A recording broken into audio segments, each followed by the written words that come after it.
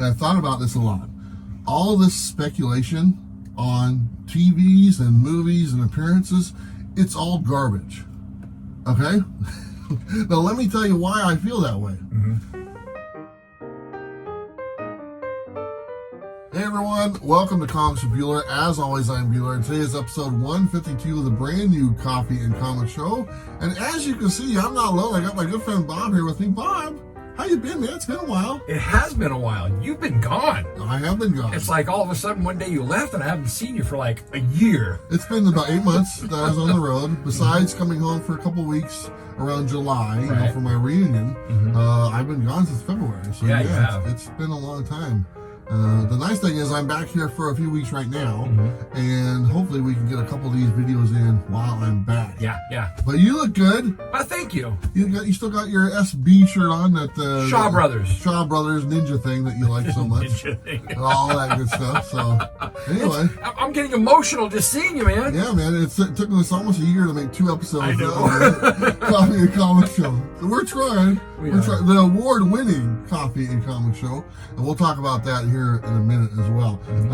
But you know what? We always start off with the coffee that we're drinking. That's kind of the mainstay of what we do. And today, I'm drinking Comics on Coffee. This is the Lightspeed blend. This is kind of my go-to blend. And they even got their cup. Look at that. It's pretty cool. I even got the shirt. I'm repping the whole thing right now because, you know, I want to take a minute and before I got to take a sip. Real quick. I want to talk about them real fast. You guys all know about the hurricane that hit Florida.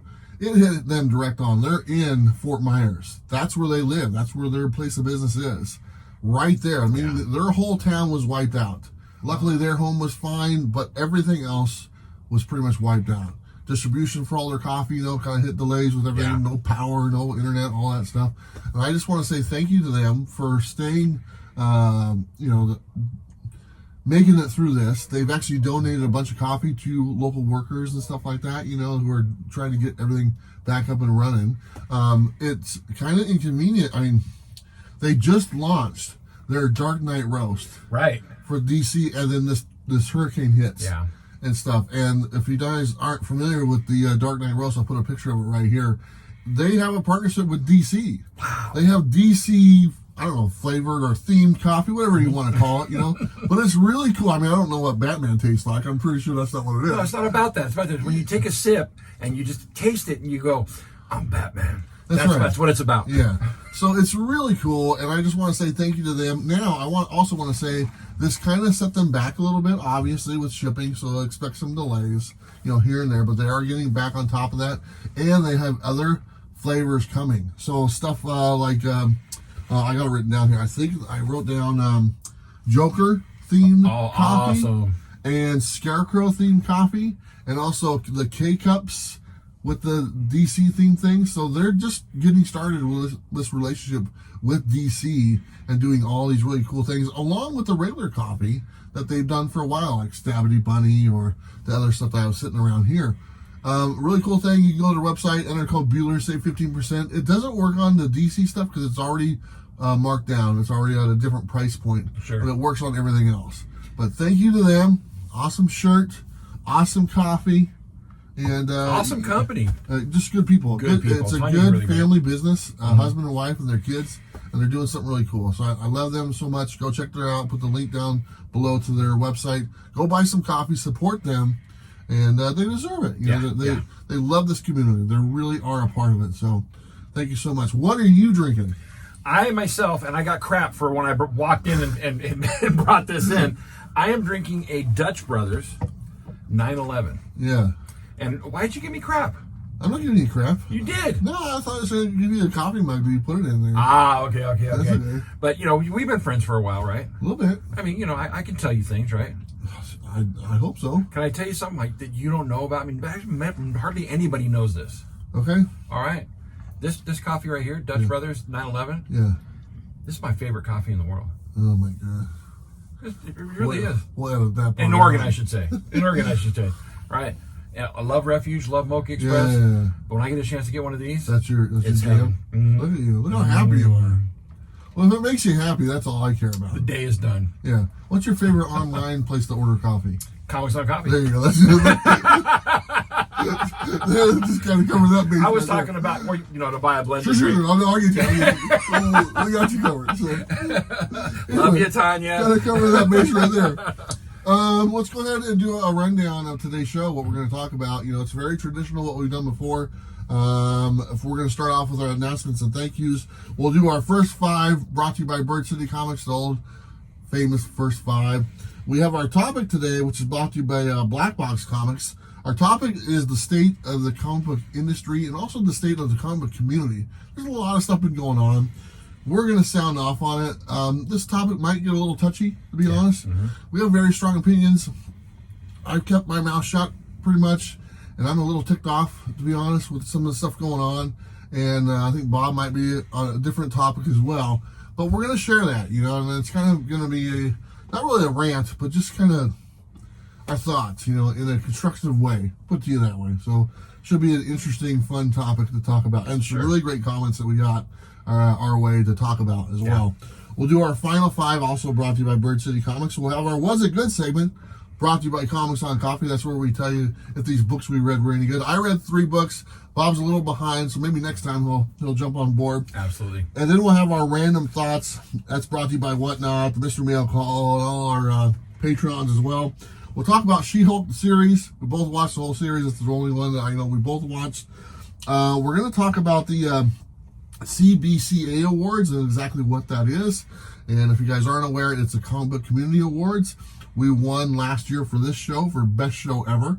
And it was pretty cool. So we'll talk about this year's awards and stuff like that. Mm-hmm. And we'll just kind of catch up as well on some other things also. And I also want to let you guys know I am planning on doing a Whatnot auction today at 6 o'clock tonight with all the books that I'm showing on the first and final 5. They're all a bunch of exclusives I got from New York Comic Con. Awesome. So it should be a lot of fun.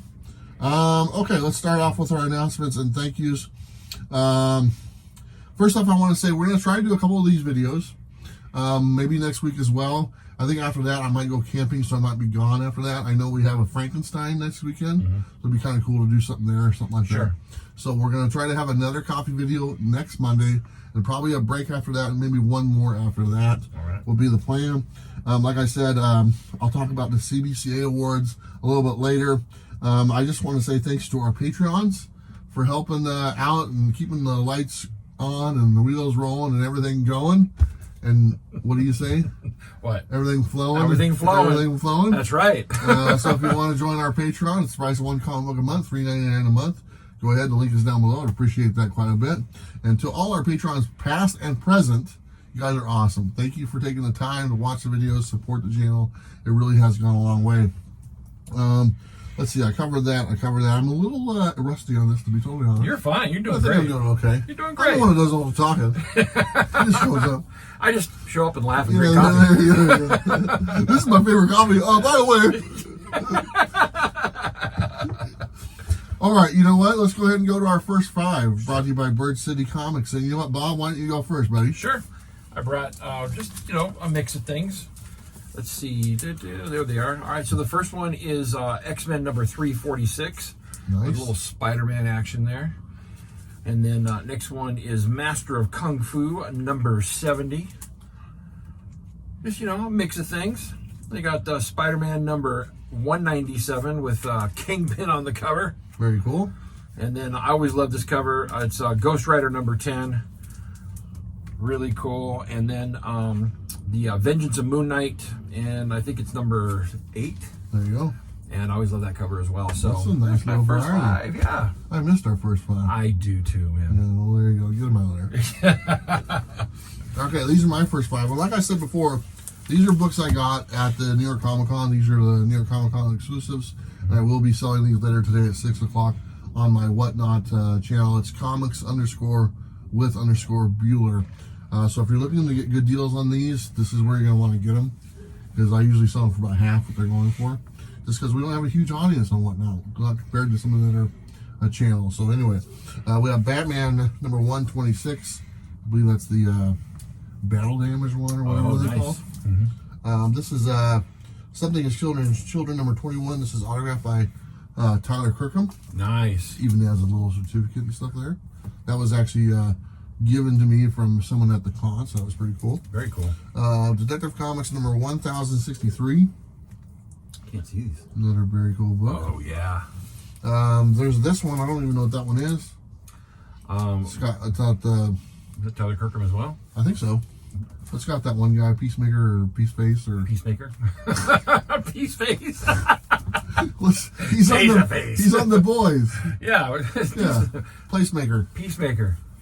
Right? Something like that. Rump shaker. I don't know. Whatever his name is. And then I got another Batman 126. Nice. Very cool looking cover right there. You know, John's gonna probably want all these. Yeah. So, and I got a bunch. I got probably about 30 books from the exclusives from the Comic-Con. So those will all be up for auction. I gotta get rid of them. I'm not gonna keep any of them. And you know, whatever I get for them is great because I didn't pay for any of them. So they were just given to me from whatnot. So right. I will sell them, pay for my trip. His name is Homelander. Homelander. You were, yeah. Homemaker. Homewrecker. Rump shaker. Rump shaker. You know what? It is what it is. It is what it Who is. the hell cares, you know? I love it. Peace cracker. I don't know. Peace cracker. Ass cracker. I don't know. There We don't you know. go. There you go. Anyway, that's our first 5 brought to you by Bird City Comics. Go to birdcitycomics.com. And the code Bueller, you save 10%. Something really cool. I got to meet the people at Bird City Comics. Oh, nice. Yeah, they were there at New York Comic Con. First time I ever got to meet them. Mm-hmm. Been doing business with them for a couple of years now. Yeah. That was really nice. Very nice people. They had a booth. They sold a bunch of books. And I like meeting the people I've done business with. Mm. And I got to meet a lot of people in New York that we've done business with. So it was very cool. So let me take a sip of coffee. All right, let's go ahead and go to our topic. Our topic today is brought to you by Blackbox Comics. You go to their website, blackboxcomics.net, and their code Bueller10, you save 10%. They got that Ninja Gaiden book out there, which is really cool. And then they have that Dream Masters coming out. Can't wait for that. Like I said many times, I had a little something to do with that book. So I don't know. I think that's pretty cool. That is pretty cool. But in all the Black Box Comics, I have a credit in every book now. Product promotion provided by Comics with Bueller. So not just my exclusives, but every title that comes on the show, I got a little credit in there. That's awesome. So thank you, Black Box Comics, and all the really good titles that are there. So very cool. I know you like that Shin Yukagi one. I got to meet the artist. Did you? Yeah. Awesome. I go, yeah, my buddy Bob. He's just like, he goes, oh yeah, Bob. And then I got to meet David Brewer, and I go, oh yeah, Bob. That's my buddies. Give me a break, man. Everybody's gushing over Bob.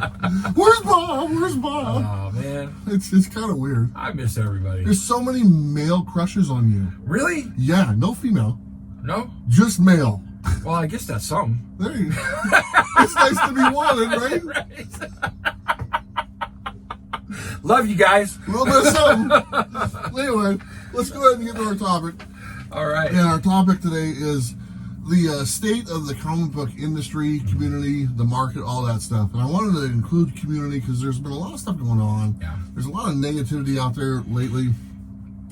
I want to address it. You know, that's one thing that Bob and I did on this show when we were doing this every week. We kind of addressed everything. We didn't address stuff that was like named like a certain person.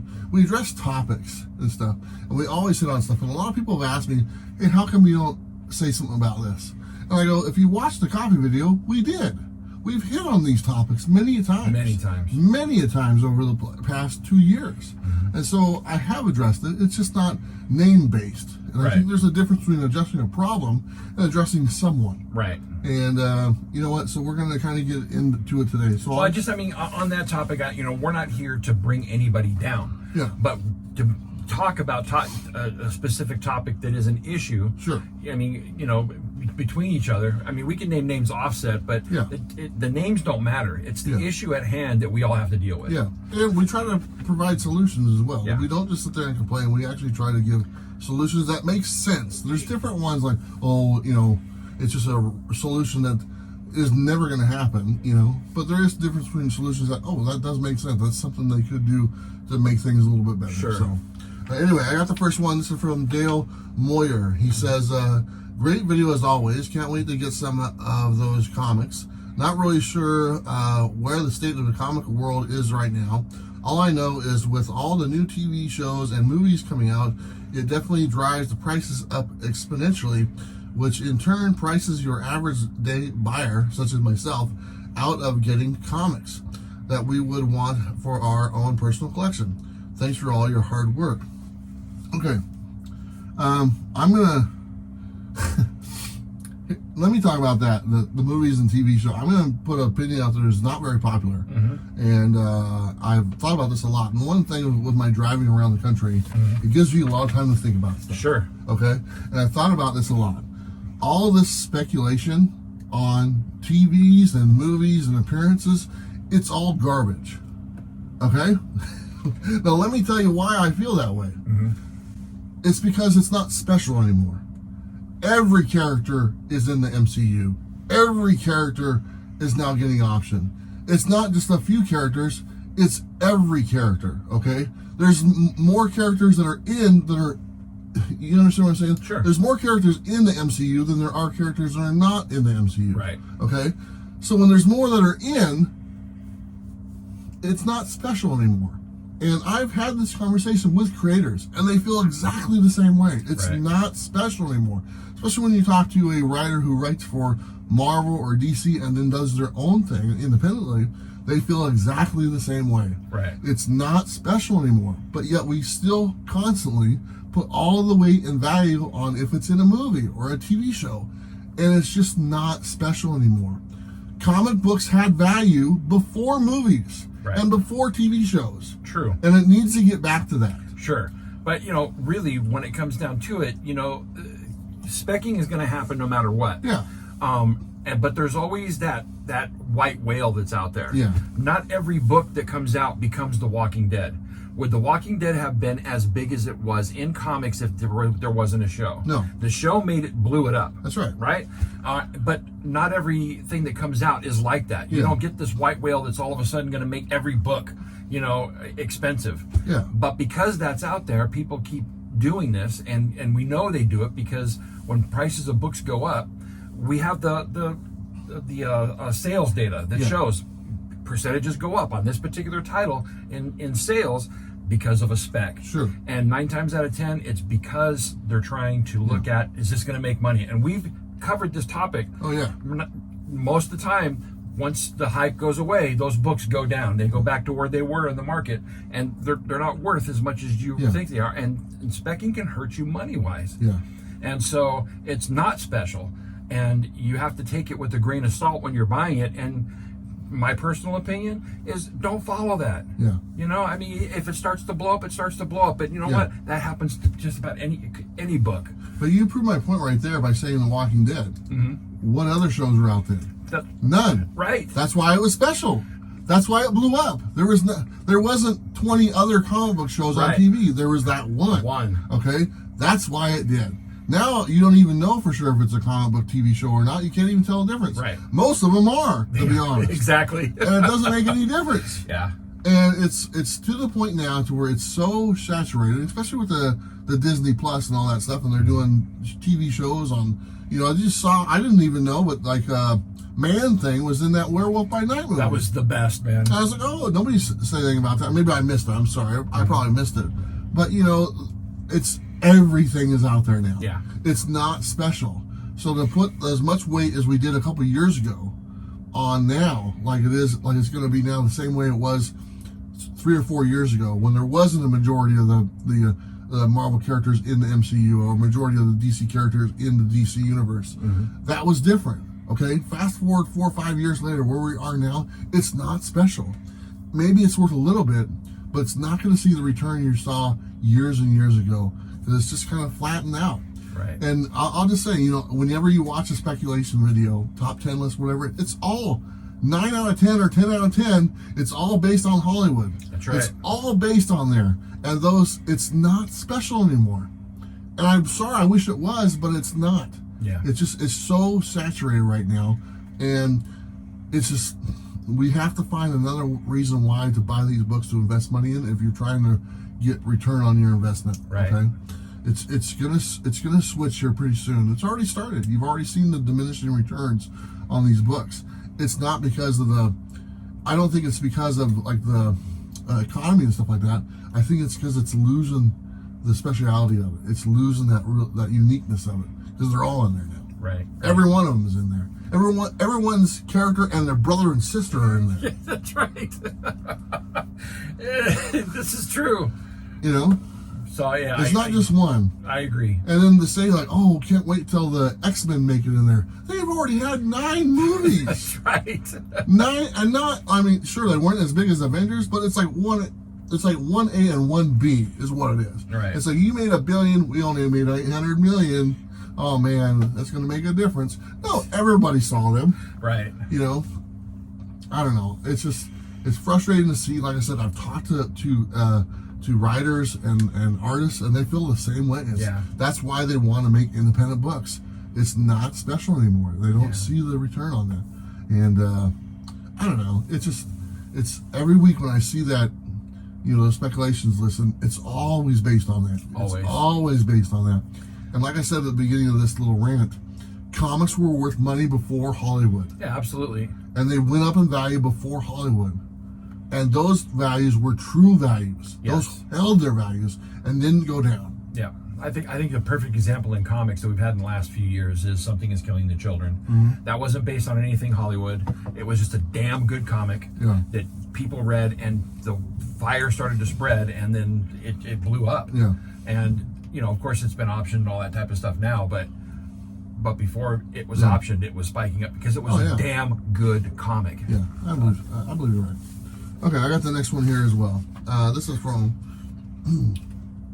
all right, this is from Ghost Rider, who actually got a chance to meet in West Virginia. So oh, nice. He gave me some moonshine. Oh, nice. I didn't drink it, but I smelled it. He says, I know it seems like there's not much of it these days, but where is the love? I feel like our comic book family is being surrounded by wolves. I absolutely loved giving Travis, if you guys don't know, that's my real name, a copy of G.I. Joe #1. He gave me a G.I. Joe #1 Real American Hero. That's awesome. First print. It was just awesome. He needed it in his collection, and I did not need any money in return. The genuine thank you and look on his face was worth more than the money value. Love and kindness needs to make a comeback to the comic book community. Speculate on that, ladies and gentlemen. You know what? I'm kind of torn on this one because I see the kindness firsthand. Like this gentleman right here came out of his way to come see me at a campsite. Sure. And we spent the day together and hung out and talked comics and stuff. And so I see that kindness firsthand. I've seen a lot of stuff like that. But then I see it right now, and I would especially say this year, a lot of just rottenness. Absolutely. And a lot of people just bitter and just, my grandma used the word rotten. That was kind of her, whenever she's, that kid's rotten or something like that, you know. And that's kind of what I see right now. And I don't know where that's coming from. And it's really annoying when you get personalized attacks on people. And you get a lot of personalized attacks on people that aren't even, they just heard something and they just go with it, and they don't care if it's false information, and they throw it out there, and then later they find out it's wrong, and they don't put out an apology. They could care less. I put it out there, I don't care, you know, they're not responsible for what they say. Right. Okay, they just put something out there, they just assume something, they put it out there without a care in the world, and they don't know that these people have feelings. It hurts, you know, for you if you're calling someone a name or and especially, and this is what gets me, and I've seen personal attacks against women in our collecting community and stuff like that. I mean, harsh, horrible things said to them, you know, and it's like, you know, have some decency. Yeah. You know, have a little bit of class. And when I see the low class people kind of take that low road and have no responsibility for it, it really irritates me. I always try to tell people, don't concentrate on the bad. There's so much more good out there. It just doesn't get highlighted enough, okay? It doesn't, you know, and I'll give you an example, and this is just something I made a video a couple weeks ago. I was down on my luck, you know, the bus kind of gave me a hard time, and there was some issues with some family, with some health issues. Luckily, that's all taken care of, and I made a video, and it had a sad picture, almost like Sad Bob. On the thumbnail, okay? That video, like 5,000 people watched it, okay? And then I made another video like a week later, you know, kind of a response video to that, It was a positive, happy video. Hey, update, here it is. And only half people watched that. And it's sort of weird how that works out. It's like you put out something that's kind of sad or depressing or negative, people tend to gravitate to that for some reason. I don't know why that is. Yeah. And then you put out something positive. I mean, that's kind of how news works. So you don't watch news at nighttime and it's all positive. It's all negative. That's why people watch it. Sure. If it's all positive, nobody's going to watch it, But there just seems to be a tidal wave, a negative energy kind of going through the comic book community right now. And a lot of it's unwarranted. A lot of it is hearsay. And a lot of it has nothing behind it but just what I heard, and no actual foundation. Right. And it really does, it makes us look bad. And I know as a community we can do a lot better. And I watch some of these videos and I'll see these people like, oh, I'm trying to protect you, I'm trying to help you and stuff like that. We're not idiots. You who are watching in this comic book community, you guys are not idiots. No. We don't need people making videos treating us like we're idiots. Save us from ourselves. No, we're responsible adults. I know how to take care of myself. You know how to take care of yourself. If you're out there making a video and you're trying to help us or save us from all this stuff, we're not idiots, right. Okay? We know how to take care of ourselves. If we make a mistake one time, we fix it, okay? Don't treat us like idiots. Yeah. And there's a lot of people out there looking to treat us like that. Yeah. And it's frustrating because I know we're better than that. But they just kind of go right at it and stuff. And I don't know. I deleted half the channels I watched on YouTube about 2 months ago. Yeah. I went through it, click. Even friends of mine, I couldn't take it. It's like, where did that come from? Right. Just because you can make a video, because the last video you made was positive, you got 100 views, and then the second video you made, it was all negative, you got 2,000 views, you get a little tingle down under, and all of a sudden, you're making that video, 5 nights in a row. Yeah. It's like ridiculous. Yeah. Absolutely. I did the same thing. I deleted a few different channels that were on my list. Just because of the things that were coming out, and I didn't want to see it. And I don't have much to add to what you say. I think you said it very perfectly. But I will say that I think there's a number of different factors that have added to this climate, and it just needs to stop. Yeah. I've said it many times on this channel that I love this community. I have met people. Like, I'm a pastor. Yeah. I go to church, and I tell you what, there's people in this community that I met that they act and behave better than the people that are in church. And that right there says something. When we talk about, I mean, I'll just be honest with you. I think Bob and myself are probably two of the people who have received the most kindness out of this community, support. Absolutely. From day one. This is who we are. We're not putting on a show. No. We're not doing anything. This is and you guys relate to that. And you guys can tell. People can tell. They can tell. And we have been on the receiving end of a tremendous amount of kindness. So we do not take it for granted. Not at all. Not at all. But again, I truly believe that there's a number of factors that have added to this. And it's unfortunate. Yeah. But a lot of it I've had to tune out. There's a piece of even going to cons now that has been kind of soured for me. And I hope that rights itself, but creatures of habit and these type of climates have a way of staying around for a little while. I just hope that it's not a permanent thing. Sure. Because it's been unfortunate. Yeah. All right, you're up next with the next comment. Oh, right on. Finally. Yeah, sorry. All right, this one comes from Walter Calixto. He says, by what I hear and see, Whatnot is ruining the community. Besides all the stuff that has been happening with them lately, why are they putting exclusives out there? I find it kind of weird that they are doing that when their business is supposedly just a market, which includes many other things, not just collectible stuff, but so many other things. Yeah. Okay, so let me get this right out. You guys all know that I'm sponsored by Whatnot. They wrap the bus, I have my personal, as you guys also know, I don't do a lot of selling on Whatnot. I've only had four sales to date on Whatnot. Okay. Right. So it's not really my bag. You guys know this. Mm-hmm. But they do sponsor the bus, and I have inside information on them and stuff like that. Mm-hmm. I have my own issues with them personally that have nothing to do with the comic book community whatsoever that I deal with and stuff. It's on our end and everything. So it's not it's really, I don't want to say it's none of your guys' business, but I would say it's not really your concern. Let me just put it to you that way. It's between me and them. It has no effect on anyone else besides me and them, if that makes any sense. Sure. Now, you came in here earlier, said you have an opinion on whatnot. I have not talked to Bob about this, and I said, go for it. You know, whatever your response, and I'll respond to Bob, and you know, I might agree with him, I might disagree, but go ahead. Yeah, absolutely. I mean, you know, because it's a platform for auctions, you know, that's either your thing or not. Sure. But there has been a couple of instances where, you know, I like buying exclusives, and there's a set price in the market for those things. There's many websites that do that. And then all of a sudden I started, you know, some of the things that I like to buy, you could only buy if you went to Whatnot and bid on it. I don't want to bid on something like that. I just want to buy it. Yeah. And I'm going to put this out there. I love David Bueller. I love Drew Zucker. Right? You guys know how much I love Canto. Yeah. But a lot of the Canto exclusives I can't buy because I have to go to a Whatnot sale, and I don't want to do that. Yeah. And so that's ruined a piece of this for me. Yeah. And I see more and more exclusives now being auctioned instead of just giving me a set price that I can go buy. Yeah. And I don't like that.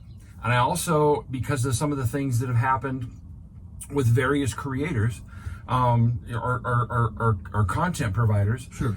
You know, some of the things that happened, it didn't sit well with me. Yeah.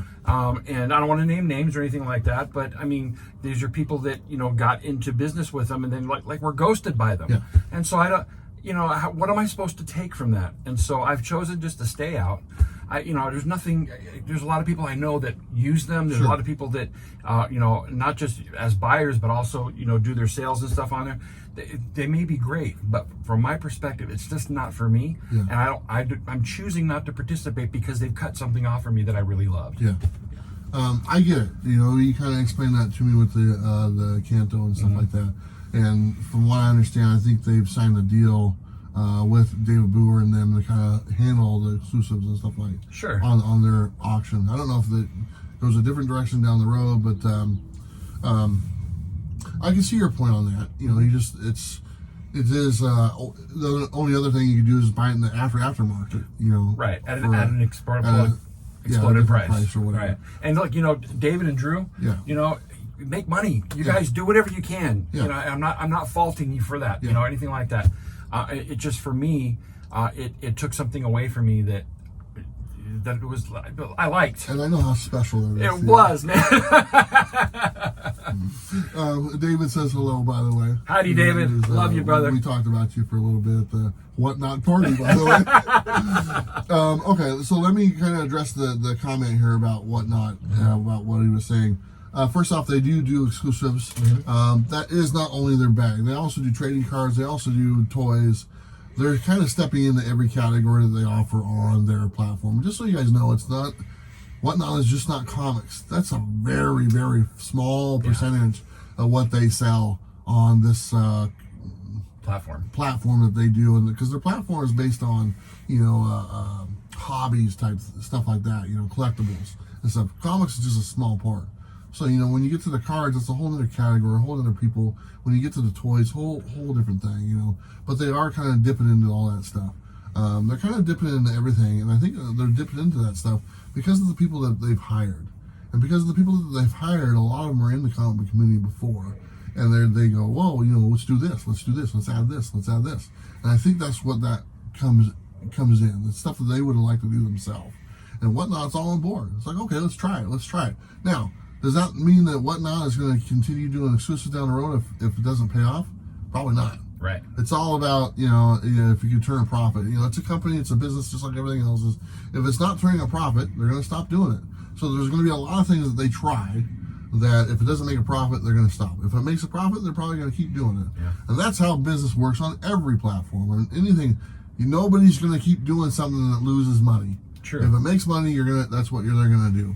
And that's kind of what they're experimenting, because they're a fairly new company, and they're kind of just throwing everything out there to see what sticks, you know. And some of the stuff is cool. Some of them is like, that's kind of weird, you know. They just now entered into the world of publishing. Yeah. I'm curious to see how that goes. To be honest, I don't know if it's going to work.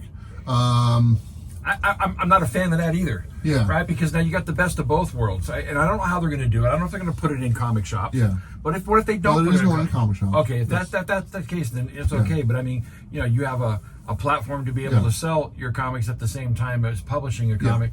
That's the best of both worlds right there. And if they cut the comic shops off, that would have really made me mad. So I didn't know how they're all going to comic shops. Okay, that's good. So, the only thing I can see, like the regular issues, they'll do like special issues probably that you can buy on whatnot. I mean, I don't know for sure, but I'm assuming that's what it would probably be.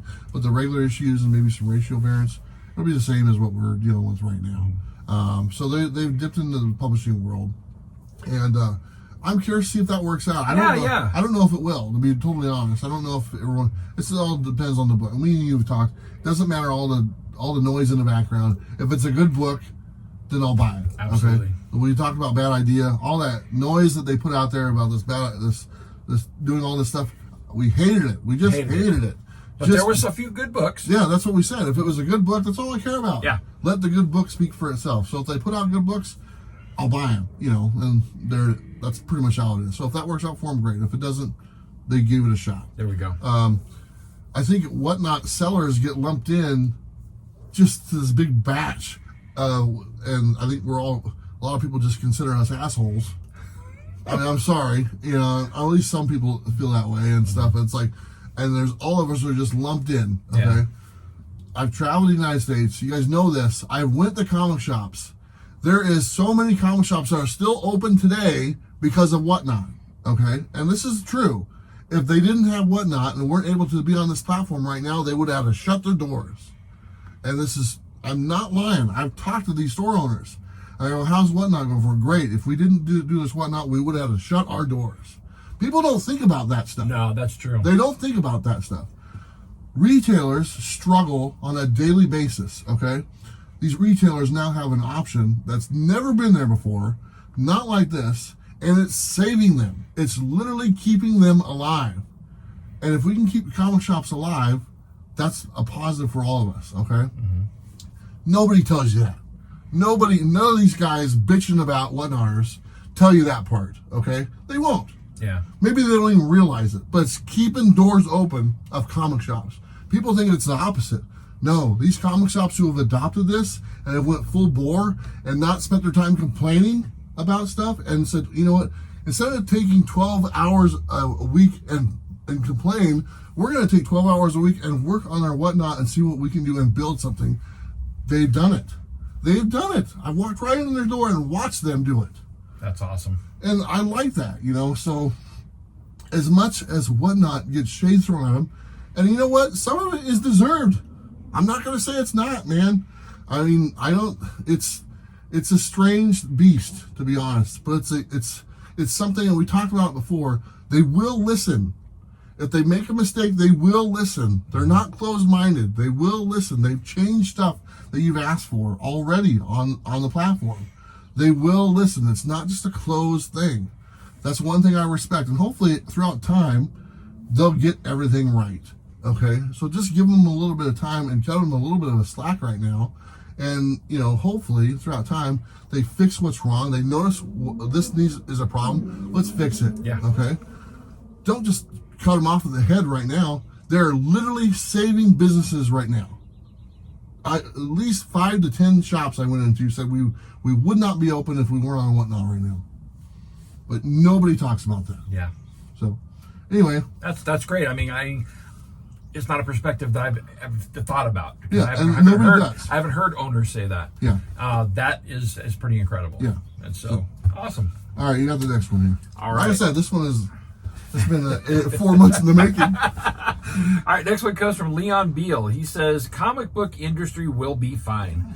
I've had naive people tell me it will end for 40 years. New generations of readers continuously emerge. I suspect not as teens, but much older, say after working for a few years. The market evolves like anything, and I'm sure new things will happen. Currently, there is this whole whatnot business. The global economy is on a precipice of recession, and people are spending less and cut non-essential spending. So new sales and back issue sales are reducing as expected. Also, arguably, we have seen another era of mad speculation in the last few years, and there will be a lull as amateur speculators are thankfully shaken out.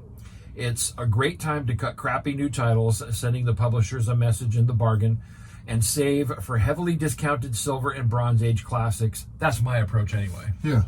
I think now is a good time to kind of save up some money and buy some Silver or Golden Age goodness. Yeah. That's always been out there. I mean, I think we both agree those are solid investments. Yep. And I think that you will see prices tend to come down. I think the hype that was in there, or just to talk about, like I said earlier, the things aren't as special as what people make them out to be. Okay, it's saturated. There are all these characters in the Marvel universe now. So I hope that catches up to it. The reality of, it's not as special anymore. Maybe it shouldn't be this much that quickly or something like that. Right. So hopefully, if we are in a recession or heading towards that direction, hopefully we see these prices start to go down and start to drop a little bit. And we can get a hold of some of those books that weren't as obtainable a couple years ago, because let's be honest, me and you looked at them like, oh my God, why is this selling? Why is White Vision selling for more than the first appearance of Vision? What the hell was that? That was crazy. If that wasn't the biggest pile of what in the world, I don't know what it is. Yeah. But literally, the White Vision West Coast Avenger crap book that's been there for years in the dollar bins, yeah, all of a sudden was worth more than the first appearance of Vision that came out in the 60s. Which is crazy. That was crazy, man. That doesn't make sense. Well, be prepared for it, because rumors are we're going to see him again. So ride the wave, buddy. Ride the wave. I'm waiting for Gandalf the White to make an appearance. Yes. Yeah. Anyway, but I think now is a good time to look at books. Look at those books that have that true value, like the first appearance of Vision. Right. Not the first appearance of White Vision. I mean, yeah, pick that up for a few bucks. Right. But the first appearance of those books that have true value, that have been around for 40, 50 years and had value before the movie came out or the TV show came out. Those are the books to be looking out for right now. So, Yeah, absolutely. anything else on that one? No, I agree with it. Trends happen. I think the economy is definitely one of those things that's definitely affecting everything. Yeah. I even, myself, after buying the house, my finances have not settled yet. So I'm in a place where I'm not buying any comics right now. Yeah. And that's okay. But, with the way trends are setting, just be careful. And, again, what he just said about buying Bronze Age and Silver, I think that's a policy anytime. Oh, yeah. Right? Because, if you want to know how the comic market is really doing, watch those values go up or down. That'll tell you how the comic market is really doing. All right, I got the next one from Sleepy Reader. Hey! Sorry, buddy. He said, I think there's lots of exciting things going on in the comic industry, especially in the indie, non-Big Two area. But there is so much out there, so many different small publishers popping up that I wonder there's too many choices, and the market that makes it hard for all the good books to find an audience. I can imagine a thinning out of the indie pack soon, which may take down a lot of good along with the mediocre. At the same time, it will be exciting to see which publishers survive and thrive in the long run. So there's a ton of new publishers out there, and a lot of them are comic book shops or ones that were do exclusives. Retailers. They've now popped into the publishing scene where they're actually putting out their own books and can kind of control every aspect of it. And I know that I can't remember the name of the publisher or the company, but I know they have like 5 or 6 titles out right now, and they're just getting started. I think one of them's Meow Kitty or Lady Meow Meow or something like that. I don't know. There's a meow in there or something like that. Anyway, they got a few different books out there, and I've actually looked at a couple. They were actually pretty good, and I didn't even realize that it was a company that was doing this, was doing exclusives until just recently and stuff. But yeah, there is a lot of indie stuff out there right now, and like he said, a lot of it's probably going to get lost in the shuffle because there's only so much shelf space available at a comic shop. Yeah. Because they're always going to put Marvel, they're always going to put DC, they're always going to put Image, and DC has 8 different Batman titles every week, and then with all the other stuff, so how much wall space do you have? So a lot of these smaller publishers, and it's funny that this comes up because I actually just had this conversation with Blackbox Comics, and we were talking every now and then. We talk about stuff and strategies, and I try to help him out. And he's like, we're putting out one book a month. And he's like, do you think that's enough? I said, no, it's not enough. You need to put more out. And he's like, why? I go, well, here's the thing. Blackbox Comics, you're putting out Ninja Gaiden right now. Once that book is sold out, that day, if you get shop orders 5 copies and it sells out that day, there's nothing on the shelf for another month that says Blackbox Comics. 30 days later is when that number 2 comes out. Okay, so for those 29 days, nobody even sees the name Blackbox Comics. It's not there. There's nothing represented on that new shelf. That's right. You have to at least have something represented. And I talked to them. I said, at least try to put 2 books out a month. Make sure you have a presence. Exactly. So that way, you're like, instead of 30 days, it's only 2 weeks, and maybe a few days in between. So maybe it's only a few days that it goes where there's not a presence. And he's like, oh, that makes sense. It really actually does make a lot of sense. And so I think they are actually going to go to 2 books a month right now, maybe more down the road. But I think, like I said, with shelf space, you also deal with that. So it's a little hit and miss, how many you can get out there, because there is a lot of little publishers popping up. There is some publishers going away that aren't making it. They're kind of going, aren't able to find that audience, and I hate to see that happen, because there's a lot of creators and writers and artists out there who are trying to get their foot in the door, and the publisher makes a mistake or just doesn't hold up their end of the bargain. And there's a lot of really good creations out there that don't see the light of day because the publisher just was managed poorly. Yeah. And I've seen that happen too, and a lot of frustrated creators like, oh man, I wrote 15 episodes of this or issues of this book. They were only able to put 2 of them out. I'm sitting on 13 more, and they can't even turn the lights on, and stuff. And I don't know. I feel kind of bad, but it'll be interesting to see as time goes on. Like we said before, quality books will find an audience. That's right. Word of mouth does a lot. Hey, this book's great. This book's great. And this is a popular book, but like Ice Cream Man 31. I don't know if you saw that one. That book was so good. And I had a chance to meet W. Maxwell Prince, and I missed it. I didn't realize he was there until the day after he was gone. Oh, my word. I just wanted to say that issue 31 about the old man and or the father and the daughter, and it goes through the relationship of being a little girl. She grows up, and then she turns a corner, and she's taking care of him. Right. Such a great book. Yeah. It's my favorite book of the year. I wanted to say thank you and have him sign it or whatnot, But just word of mouth on that one. A lot of people bought it, because I talked about it, Robbie talked about it, some other people talked about it, and it found a little bit more audience. So, yeah. Good books will find their audience. They will find their audience, and Sleepy Reader is right. There's so much to choose from right now, and that's a sign of a healthy comic book industry as well, because if there's opportunities for people to do things, it's going to start growing that way.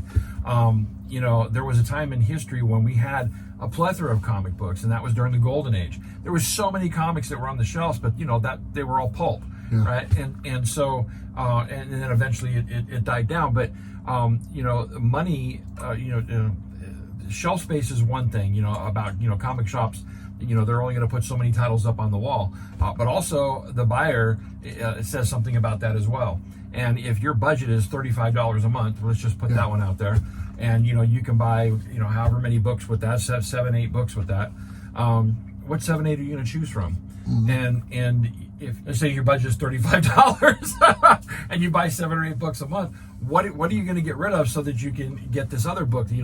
That's there. Your money will dictate what it is that you're buying. And so with so much to choose from, there's people out there that are never going to see this stuff. Yeah. And that's a shame. Yeah. The one good thing about that, though, is that once people start creating, a lot of times those creators don't go away. And so maybe the publishing company goes away, but now you have more creators to lend to other things, which brings out some really cool stuff too. So there's a double-edged sword there. But I think it's a great time to be a collector with all the choices that are out there. There's so much stuff out there. You never had this many choices before. No, not at all. I mean, when it comes to independent stuff, it used to be like 1 or 2, and now you got so much to choose from. I love it, but I also see the problem with it as well. Yeah. Okay, let's see. I got the next one as well, also from a fellow Pacific Northwester. This is John John! Little John. He said, let me do it in John's voice. I'm not sure. No. Oh, he's going to kill you, dude. I'm just kidding. I really love you, John. He's going to run you down with his Batmobile, man. Yeah. Anyway, John Stout says, I'm not sure what to make of the state of comics right now. On one hand, you have cons returning, and from between what I've witnessed and what I've heard, they've been awesome for the most part. Lots of fans have really enjoyed themselves and shared their experiences on various platforms. On the other hand, we've had so much drama lately, which got really out of control, out of hand in some cases, was just outright nasty. Defamation of character, outrageous behavior, and that to me seems drama for drama's sake. A cacophony of noise that was ugly and needless. Cacophony? Is that? I don't know. Yeah, that's right. I hope we can rise above these last couple months and get back to celebrating what we love about comics and the people and publishers who make them. We kind of hit on that a little bit earlier, and I wanted to hit on it again. And this is probably where I might piss some people off. And I'm going to talk about a friend of mine who's been a friend of mine for a very long time. And his name has been through the ringer, and he didn't ask me to do this. And obviously you guys know it's probably Comic Tom. And some of you guys might not know him. Most of you guys probably do. Some of you guys might like him. Some of you guys don't. I know him on a personal level and a professional level as well, but more so on a personal level. So he's a friend of mine, just like Bob is a friend of mine as well. And I've seen Tom's name dragged through the mud, and in instances where he was not even involved, was not even around. But it didn't matter. It didn't matter. Comic Tom and his boys, or whatever you want to call it, you know, his posse or whatnot, you know, I'm a friend. If Tom screws up, he's a man. He can deal with it himself. And if he screws up and it's something stupid, I'll say something to him about it. No problem. He'll say the same to me. No problem. Okay? But lately, it just seems like people out of the woodwork just like bad-mouthing the guy like he's the end of the world. Okay? And let me tell you something about Tom. He's the most hardworking guy in the comic book field I've ever met. Okay? By far. Puts me to shame 10 times fold, man. He gets on me, hey, you do this, you do that, you do that. And I'm like, I ain't doing that. He works 24/7, okay? He's non-stop working on what he's doing. He hustles his ass off all the time, okay? And I see him running through cons, just running back and forth. Someone says, hey, Comic Con, he stops. Hey, nice to meet you. Shakes their hand, takes the time to talk with them. You've seen this. Yes, you know what I'm talking about. Absolutely. Nobody who's ever met Tom in person has ever had a bad word to say about him. Nope. I've never met that person. Yeah. I've never met the only people I've heard talk bad about him are the people who have never met him, never had any communication with him whatsoever. Okay? And it's just like, it gets to me after a while because I know how hard he works. And literally there's people who dedicate their channel just to bitch about him. And I'm like, what the hell, man? Can't you figure out something else to do with your time than to sit there and complain about someone you don't even know? And most of the stuff you said isn't even correct. Maybe if you took 10 minutes to talk to that person or find out a little bit more, you would rethink what you're doing, okay? Or take all that time, like I said earlier, and put it into something constructive. Because I tell you, in the meantime, he's kicking your ass. He just signed 6 more exclusives. He just did this and this and this. He just got this artist to do this for him. That's what he's doing while you're bitching. Okay? Right. That's what, just so you know, that's what he's doing while you're complaining. Okay? And it's nonstop. And like I said, he's a friend of mine. And we don't always agree. We are 2 separate people. I just got done telling you speculation videos are a waste of time. This Hollywood speculation stuff is ridiculous. That's what he does. That's literally a reference to his video. Right. Okay? Right. That's what he is known for. Okay? So you can tell we don't agree. There's many times Tom has told me to do this. I'm like, man, that's not for me. That's not what I want to do. That works for you. You're not wrong, but it doesn't work for me. It works for you. Okay? I sit there and I watch all the stuff he does for free, what he gives away for free, all this stuff. People don't know this. He's giving me long boxes full of comics to give away to people on my travels. Literally long boxes of his exclusives. He's like, here, give these away without any hesitation. Okay, he does stuff like that. He doesn't tell people what he does, but he does stuff like that. Here's a long box of some of these children exclusives or whatever it was. You've seen them. Absolutely. You saw them. I'm like, man, where am I going to put this stuff on the bus? So I give them out as soon as I can. Get rid of them. But it's just stuff like that. When he does his auctions, and I've said this before, we can't control where they go, what they end up at. We can only control where they start. And he starts all the auctions at $1. Every auction I've pretty much seen, and I could be wrong, but everything I've seen pretty much starts at $1. Okay, and he hypes it up and he does a good job and he sells it. Have you ever watched that channel, the Dole Speculator? I think so. Okay, I just made that up. There is no such thing as the Dole Speculator. That's because nobody wants to watch. This book's worth a lot of money. I see what you're saying. Yeah. That's not how it goes. Okay, there is no Dole Speculator. Okay, yeah, he's energetic. He's excited. He does this. That's who he is. Oh, dull. I thought you were saying dull. Never mind. No, dull. I'm dull. Yeah, but you get it. What I'm saying. I do. Nobody does that. You know, but it's just after a while when I watch these guys, and and they're even friends of mine who are just going off, and they don't have any basis. They don't really know. And it's just like he wasn't even there. Yeah. And it doesn't matter that you found out that he wasn't there. You still kept going. Yeah. And Russ wasn't even in the state. This guy wasn't even in the state. But it didn't matter because he's one of Tom's boys. So he gets thrown in the same lump. Okay. They're not even 1,000 miles close to the area, but it didn't matter. And I'm like, God, what kind of integrity do you have? And then you find out and you don't even apologize for it. Right. You just keep on going.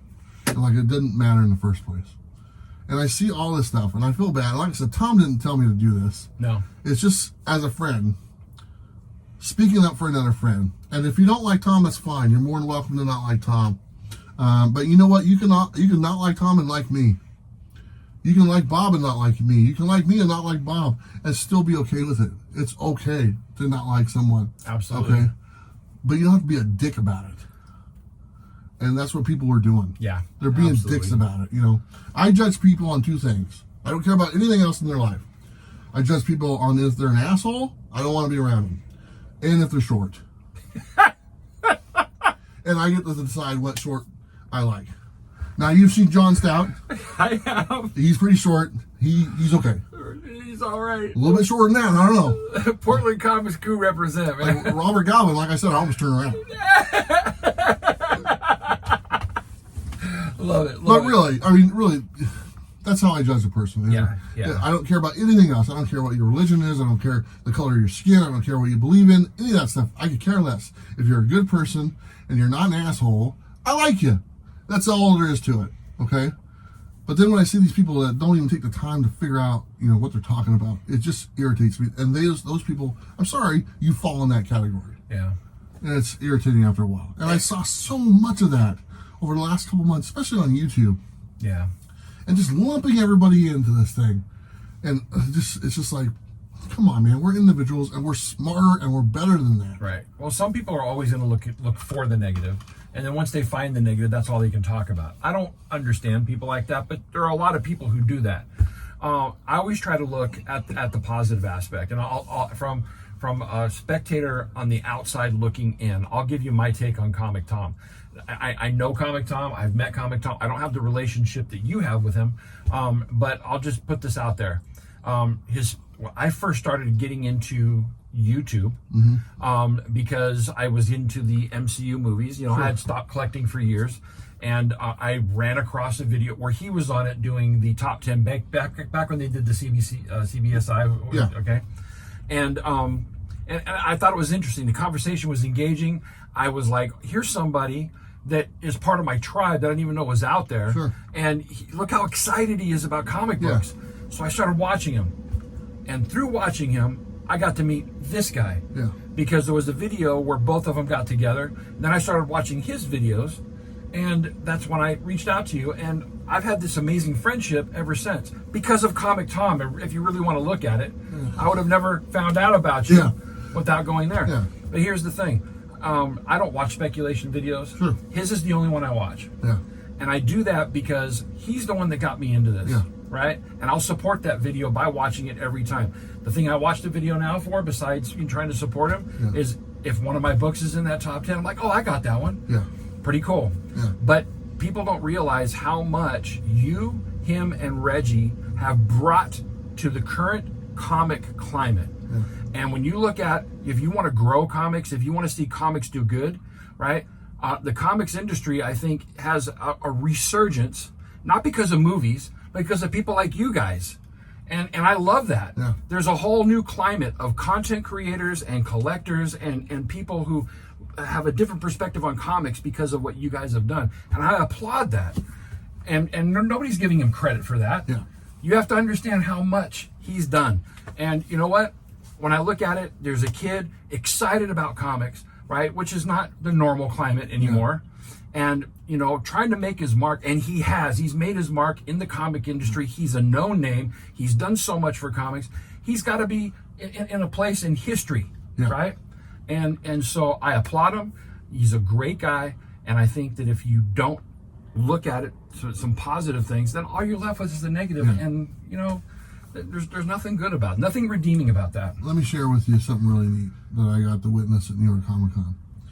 New York Comic Con Whatnot announced that they purchased a combination of Heavy Metal magazine. Okay, so they're going to be putting out books together or something. I don't know if it's they fully purchased it or a partnership.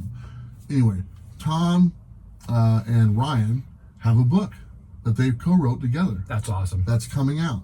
So Tom goes on stage to announce his book in front of this panel and stuff like that. And I look over to the left, and Tom's dad's sitting right there. I love Tom's dad. And I look at his face. I say, I know what that look is. Yeah. But that look of being proud of your child for accomplishing something, he had that look on his face. I've had that same look on my face for my kids. Yeah. And that was awesome. That was awesome. For sure. And to witness that, and to see how far he's come and how much effort he's put in to get to that point, it wasn't just handed to him. Yeah. It wasn't given to him. He worked his ass off to get there through all the crap from day one, and we got stuff thrown at us from literally day one. We've had haters from day one. We were all in the same category. People literally making horrible videos about us, okay, from day one. And through all that stuff and through all the times like, man, this is rough. We didn't have to keep going, but we did. And he kept going. And he's now just, where he wants to be. And nothing but respect for that. But like I said, just seeing that moment for his dad, that meant so much to me. That's what I took from that conference. It's an effort. He saw what his son's done. He's proud of his son, and his son's earned it. It wasn't just give it to him. He earned it. And when I see people trying to knock that down for no good reason other than to get you to click on a video because they could care less, screw those people, man. Get the hell off of YouTube. Yeah. I'm even talking to some of my friends right now. Yeah. If that's what you're going to focus on and sit there and make negative video after negative video after negative video and call it, I'm helping you, crap, get the hell off of YouTube, man. Go do something else. Try to make a positive video. There it is right there. And make it worth watching. Yeah, absolutely. So absolutely. Last thing I have to say, thank you for getting me back into collecting, Tom. Yeah. Anyway, there you go, Tom. He's probably like, you didn't have to do that. All right, you got the last couple comments there. All right. Let's see here. All right, this one comes from Davey Sipple. He says, I think the comic industry is doing fine, except for Marvel. Doesn't seem to care about comics much these days. As a Marvel fan from the Bronze Age, I almost feel bad that I don't read much Marvel because the physical quality of the books is so underwhelming. Folks can criticize DC all they want, but the paper quality and especially the covers are far superior to what Marvel is putting out. For being a Marvel guy when I was a kid, I've slowly been buying more DC over the last few years without even realizing it. I just buy what I want to read. From what I pick up weekly now, it's DC and Image virtually tied at number 1, with Marvel a distant third, with Dark Horse, Boom, and others right there. If Marvel acted like they cared a bit more about the physical product they put out, I'd certainly think about buying more of their comic books. Yeah, I've said this a long time. Their paper quality is garbage. Yeah. I really have a hard time buying Marvel books right now because of that. They haven't changed. It's been like that for over a year and a half. That's the first thing I do when I go to pick up a Marvel book. I fill the paper, and if it feels cheap and flimsy, I don't even take it off the shelf. I fill it, put it down. Like that's Spider-Man #1 just came out. I don't know what version of Spider-Man it is, but the paper quality was a little bit better, and I almost bought it. I didn't buy it. Yeah. For $4.99, but it was a little bit better. I know it's just on that one, but all the other books still that same. Like we said, they use the same paper for the inside of the book as they do the outside of the book. So for me, it's 6 on one hand, half a dozen on the other. I'm not happy with DC or Marvel right now. Before I stopped buying because of my budget, my Marvel and DC books have been brought down to a minimum, and maybe Marvel's the quality of the books. I won't say that was what it was about for me. I was mad about that, but it's the quality of what we're getting in the books. If you're buying DC, that's great. More power to you. But there's not a lot of good stories happening in DC right now either. And so what I started getting down to was I'm waiting. I'll watch Robbie's video, and if he says it's interesting, I might pick it up. But with the crap that they're putting out and all the money grabs that they're doing, and they're more prevalent now than they ever been on these money grabs, I just don't want to support it. And that's hard for me to say because I love DC and Marvel, and I love the characters from there. But give me good stories. Don't keep putting out this crap that is not any good because the sales are going down, and you continue to put it out, and then you take the creators that put those books out and then you give them flagship books. It doesn't make any sense.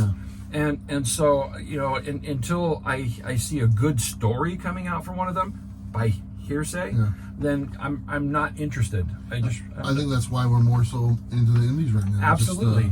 That's just besides a couple here and there. It's for me. It's 85% indie books. Right. So. And I get it. They're both. And I don't want them to be. No. That's the thing. I want my Spider-Man, and I heard Spider-Man's pretty good. But I want that. I want my X-Men to be good. Absolutely. I want my Superman to be good. It just hasn't been on par as of late. Yeah. And hopefully it changes. But there's, like I said, there's so much more to choose from. At least there is stuff to choose. Right. Exactly. So even though we're lacking in Marvel and DC as far as like really good quality books, and stuff, there's a lot more out there to find. Yeah, absolutely. Have nothing to do with superheroes or other things or whatnot that people are really enjoying. So. Yeah. But we've covered the topic of quality. There was a couple of independent books that we showed that were superior, and they didn't raise their price. And so it can be done. Even if a small publisher can do it. We look at the Spawn books. They're all $2.99, all cardstock cover, all beautiful. Beautiful. Do that. Yeah, do that. I'd buy more books if they were like that. Yeah, absolutely. So, there we go. All right, got the last one. All right, this one comes from Darth Sneaky's Comics. He says, I think the state of the comic market is experiencing a bit of exhaustion. Too many minor character speculations didn't pay off.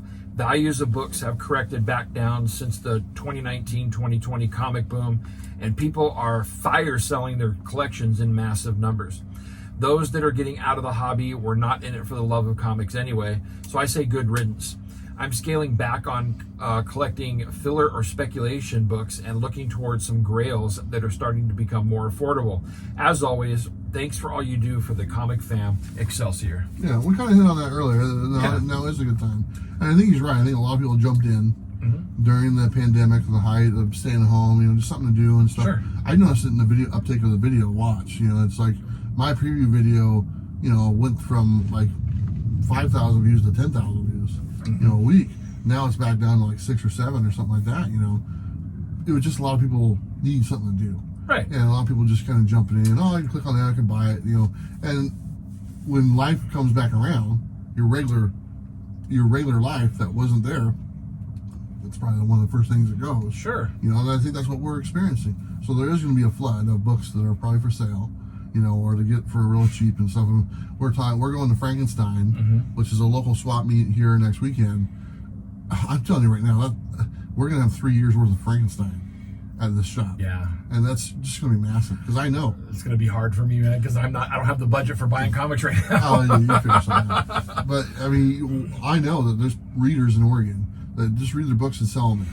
So you just go to the table. Oh, here's a run of 8 billion genies, whatever it is. You know, all this. It'll just be a run of it, just sitting there. Yeah. Here's a run of somebody's children, just sitting on there for $1 a piece. Yeah, There'll be tons of that stuff there because there's a lot of just readers and stuff. Just get rid of them after. Sure. So, but yeah, I think he's right. I think he's right too. I think, you know, one of the upticks as well during the pandemic was people had nothing to do, so they were starting buying more content like that. Yeah. And so there was a lot of great things that happened for the comics industry because of all that, and it's starting to settle out now. But you know what? Comic collectors evolve. Yeah. The ones that stay in the game, their collecting even changes. It always happens. They get better at it. They get better at it, and Because we're not stupid. that's right. Unlike what a lot of people try to tell you, guess what? You're not. That's exactly We're right. smart. Well, that one guy, that guy.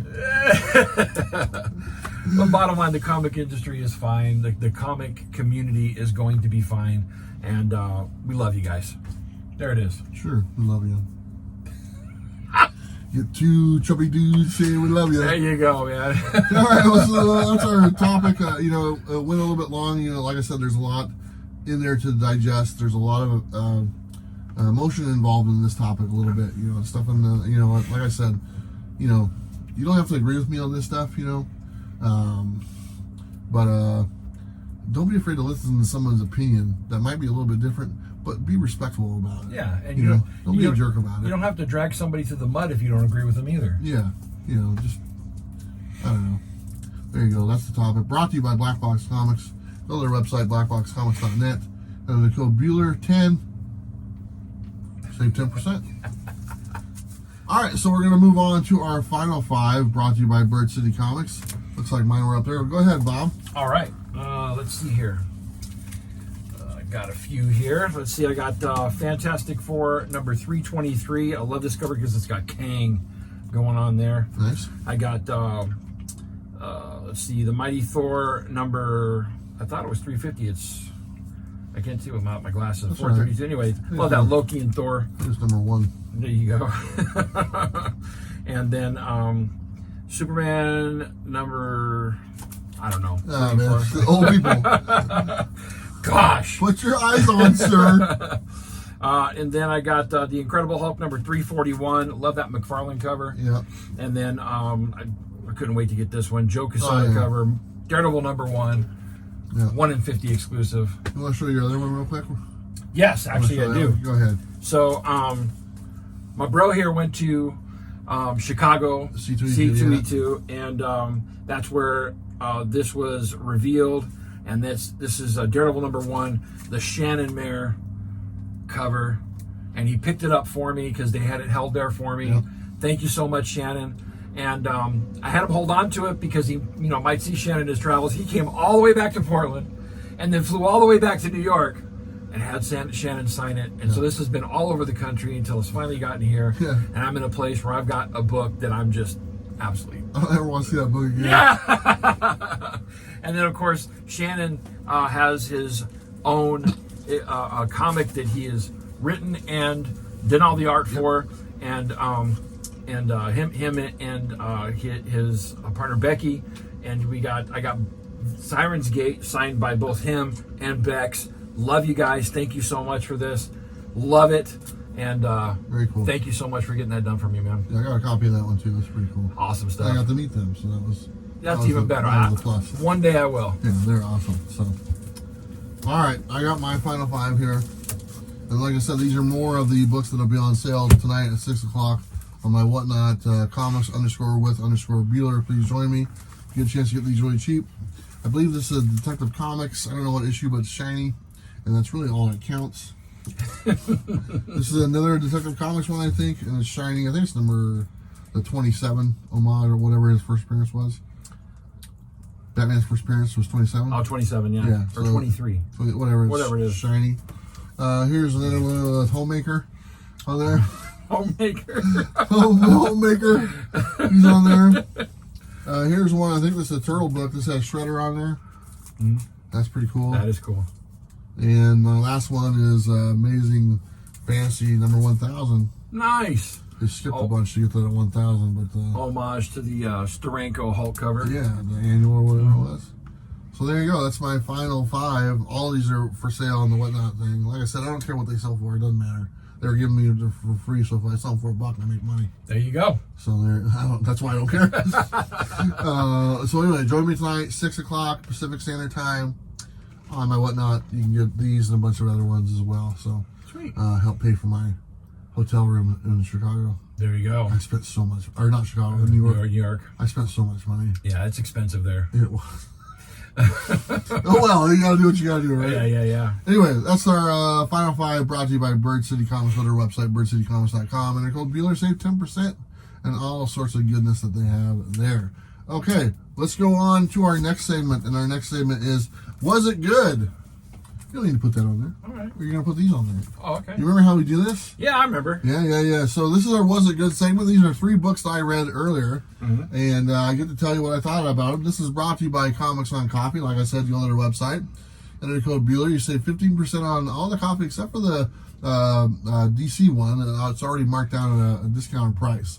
But you know what? Go support them. We talked about them earlier. Check out my shirt. Got that. Got the coffee mug, which they don't make these anymore. Limited edition. They got new ones. I got a new edition one. These are awesome coffee Yeah, mugs. they are. I gotta get the new one. So anyway, all right, Bob. Remember how to do this? Yes, I do. Okay, here we go. This is the best. This is what you've been waiting for. All right, so this one comes from Aftershock Comics. This is Chicken Devils #1. Yes. And Bueller, Yes, Bob? was it good? You know what? It was good. I was a fan of the first ones. Mm-hmm. And this is what I said about the first one is it's really frantic. And this is no different. There's a lot of referencing the first volume of this. But now there's basically 3 chicken devils. They're basically like Punisher. Mm-hmm. They're going out, they're avenging stuff, and they got no, Avenging Chickens. Avenging chickens, yeah, there you go. Sweet. But it's fun. It's a fun book. It's a little erratic. Mm-hmm. It's a little hard to follow along because there's a lot going on every page. But it's a fun book. So I enjoyed it, and I was looking forward when I saw they had another volume out. I couldn't wait and had to pick it up. So I enjoyed it. It was good. It was good. That's Yeah. awesome. All right. So the next one we got is Spawn #334. Love that cover. That looks like a Matina cover. Yeah, it's not. It's not? I don't know. Anyway. Yeah. So Bueller, got a question for you. Yeah, buddy. Was it good? Man, Spawn gets his ass kicked. Does it? Oh, he just gets like 4 of them all team up and just put them in the dirt and stuff like that. So if you're looking for Spawn to just get nailed, Get a whooping. this is the one. Uh-huh. And it's a big battle and stuff, and then there's a character that shows up at the end. I'm not too familiar with her, but she's been around before. But yeah, Spawn does not fare well, so it's just a lot of him trying to fight and didn't turn out well. Didn't turn out well. Yeah, so there you Every go. once in a while, you just got to get your ass kicked. Yeah, and I'm pretty sure it says Matt on the front. That's why I thought it was Matina. I don't know, maybe it is. That guy lied to me. I know he speaks English. All right, so the third one we have The Walking Dead #48. Yes. And Bueller, Yes. was it good? Yes, this is a big issue. This is if you're familiar with the series, this is probably the biggest deviation from the series in the comic books. This one right here is where Rick Grimes' wife and daughter get killed by the governor. Right. Okay, that's what this issue is. So the governor or whoever shoots them down as they're running across the field in the spoilers, by the way. As they're running across the field in the prison, they get shot, and both the daughter and the mother are dead. Okay, and in the TV show, it's a whole different. Different vibe. The daughter's still alive. I think she's still alive. Does And then the mother died during childbirth, and then the zombie ate her or whatever it was. Anyway, it's totally different, and so that's what this is. And also, the governor gets killed in this one as well. So kind of a big issue in this one, and really enjoyed it. It's kind of nice to be reading this and compare it to the series and see the differences, because that's such a big scene that's different. You know, they pretty much did the Glenn scene shot for shot. Right. And as far as comic book and the TV show, this one is a totally different, take on it and stuff like that. And I think I like this one a little bit better. Yeah. To be honest. So, Yeah. Anyway, I really enjoyed reading that. I think that's the first time I've read that story. I knew about it, but never read it.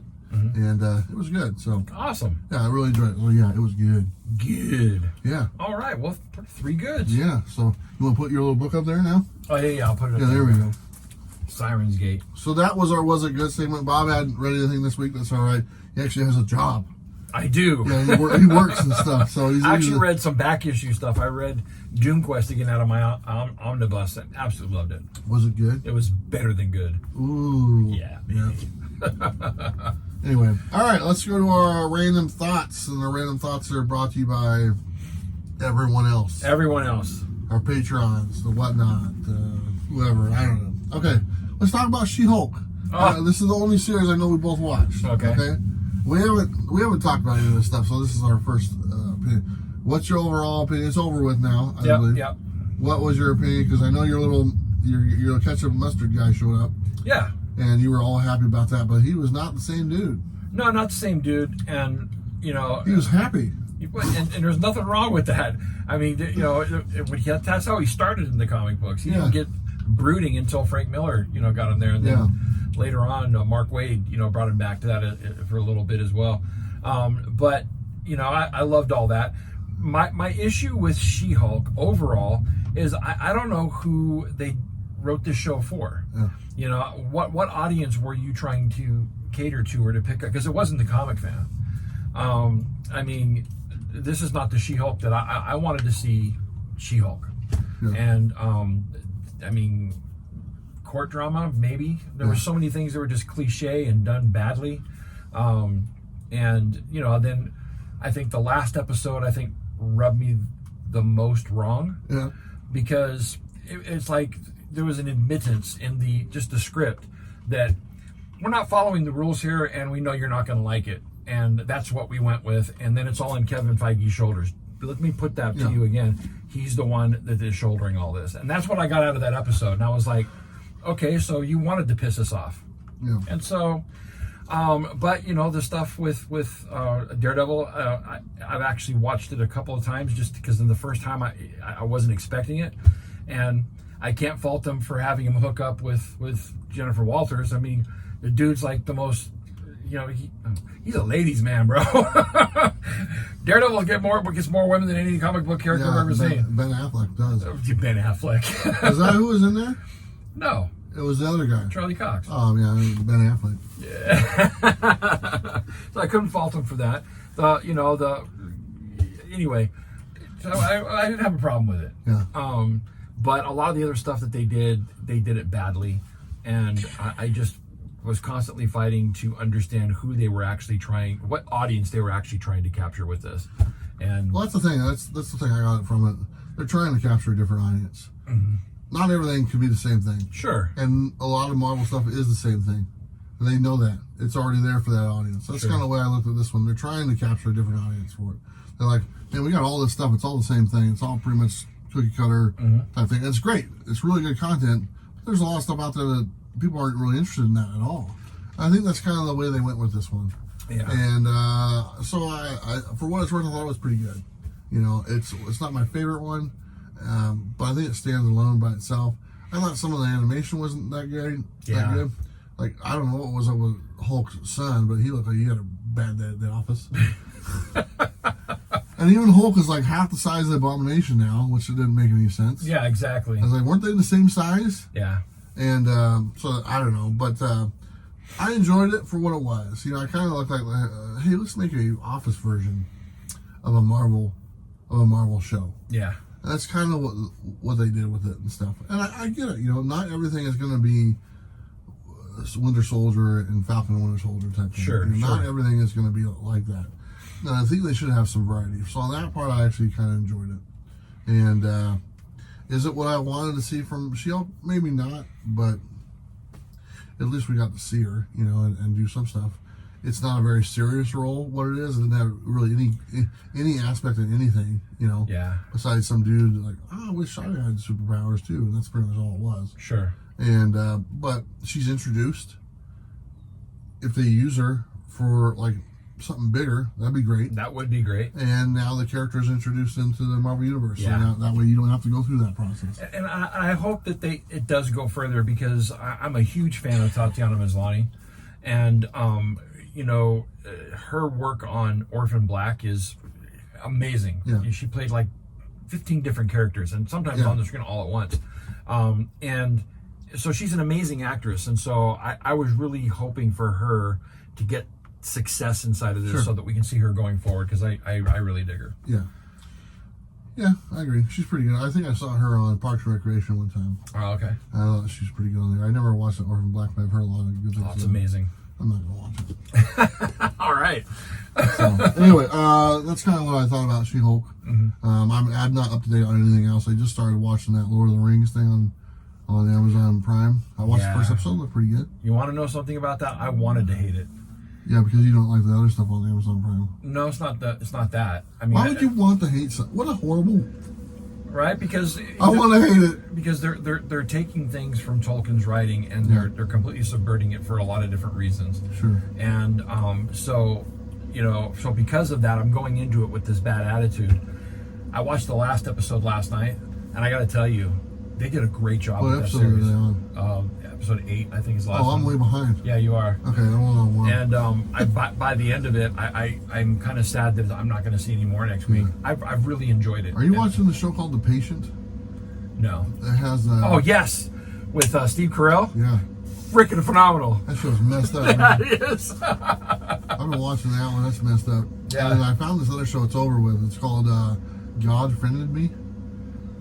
It was on like a couple of years ago. It just ran for 2 seasons. I just bought them on something and whatnot. It's a really good show. Really? Yeah. I'll talk to you about it. Okay.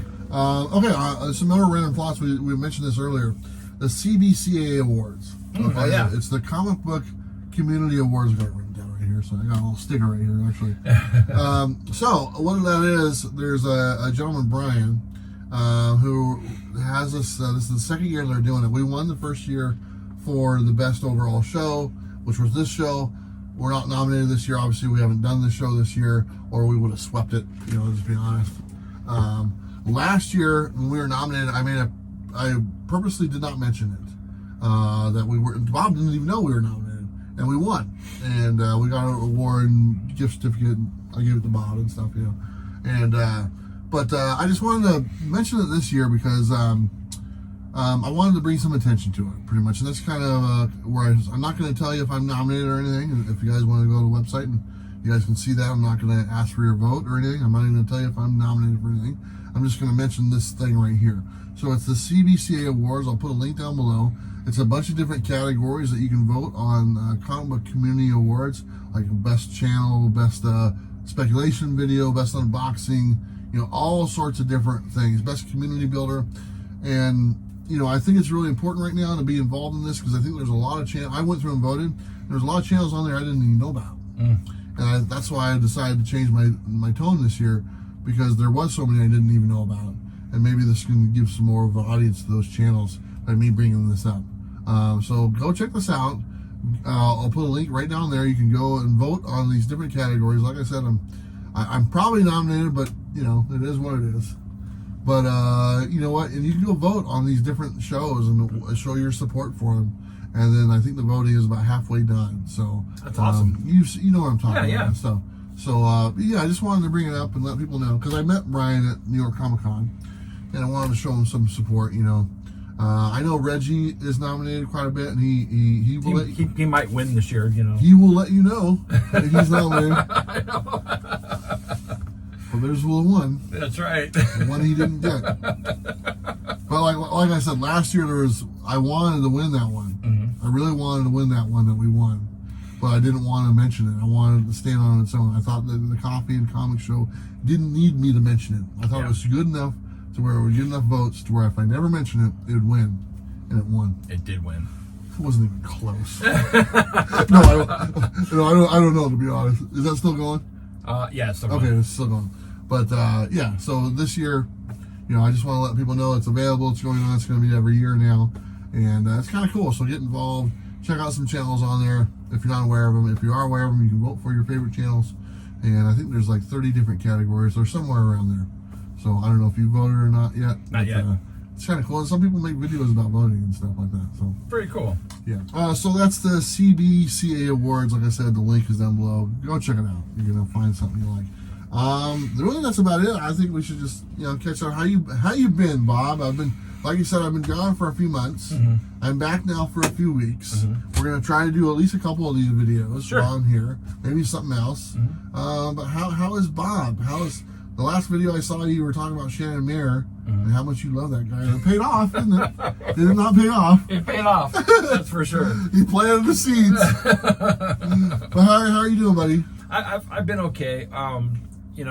Getting into the house has been amazing. Yeah. And so that is probably the biggest. For those news. of you who don't know, Bob bought my old house. Yeah. I sold my house. I now am homeless and live in a bus. Bob now lives in my old house. Yeah. Anyway. Yeah. So that's been amazing, and both my wife and I have loved it. But a lot of different things have been going on with me lately. Work has just been crazy, absolutely crazy. Supply chain is what it is. It's not getting better, and so a lot of the dynamics that we've been going through have actually kind of gotten worse and have exploded. So I'm constantly working and trying to work through things. I've had there's no secret. I've had major health issues over the last couple of years, and so I've been working on my health, and it's been a roller coaster. I have a team that is working to help me out. A pain specialist. I have a nutritionist. I'm going through therapy. I'm just all these different things in a holistic approach, and it's been great. But I've been on this roller coaster, and so one of the things that is prevalent, I need to lose this weight, and getting off of pain meds, which was a huge thing. It's put me in a place where it's like, I still comfort eat to cope with the pain.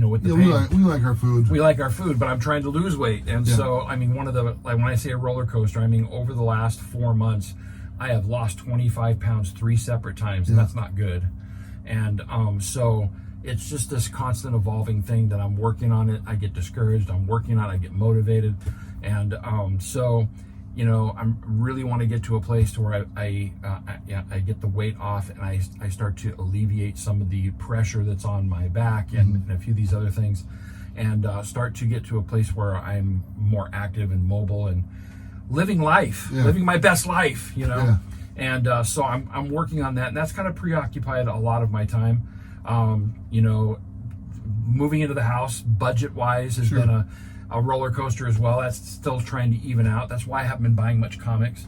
And quite frankly, because I've been working so much, when I get to the end of the day, I'm kind of just done. And so I'll be buying comics again soon, but these are kind of the things that have been happening. And so, why am I not putting content out? I'll put content out when I put content out. Like I told you before, I wish I could be consistent, but I'm not going to try to pressure myself to put content out on a regular basis. I'm just going to have fun with it.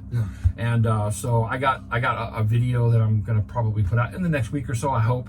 But, that's kind of where Bob's been. That's kind of where I'm at. And I've missed you big time. I appreciate that. How you been, man? I've been great. You know what?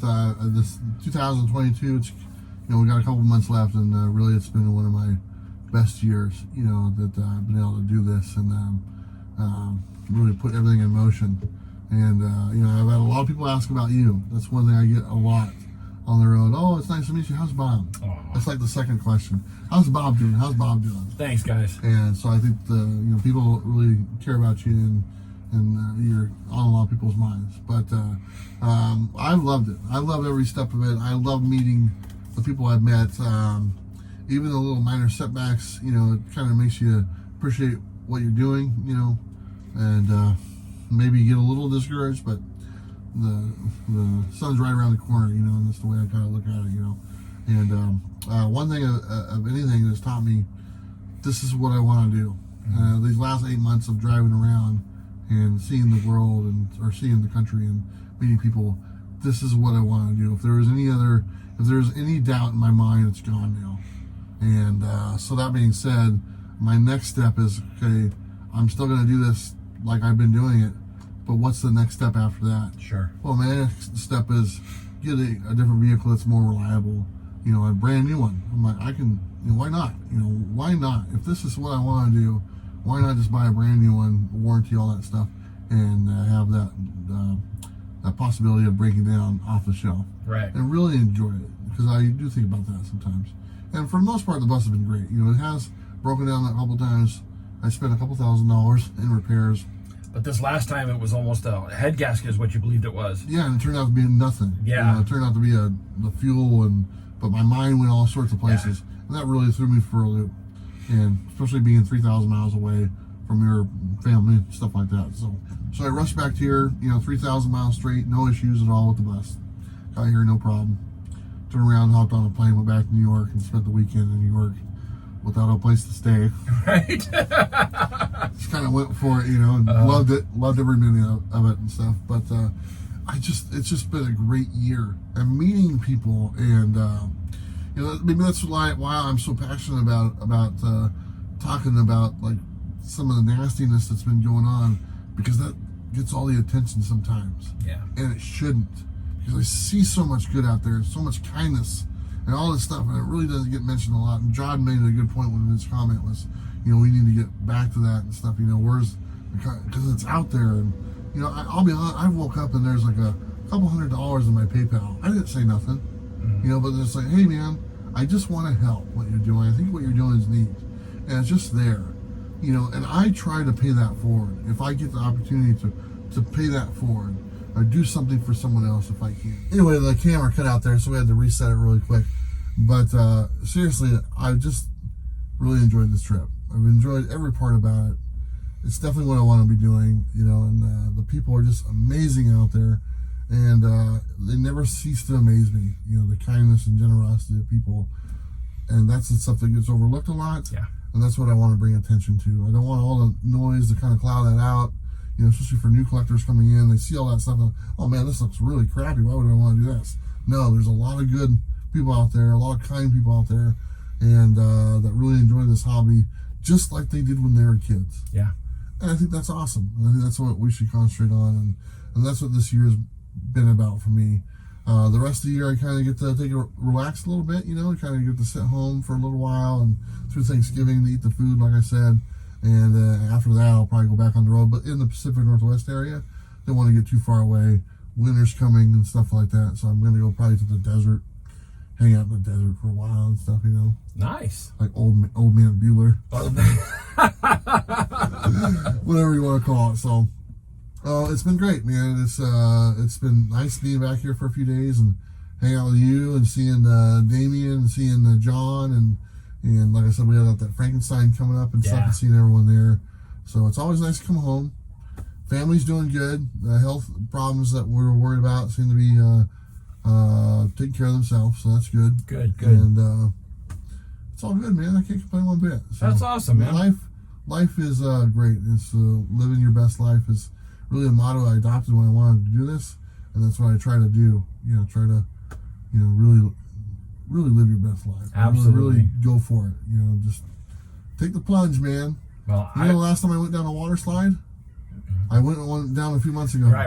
The last time I went down one before that? 30 years? 30 years ago, man. I was like, screw it. That's awesome.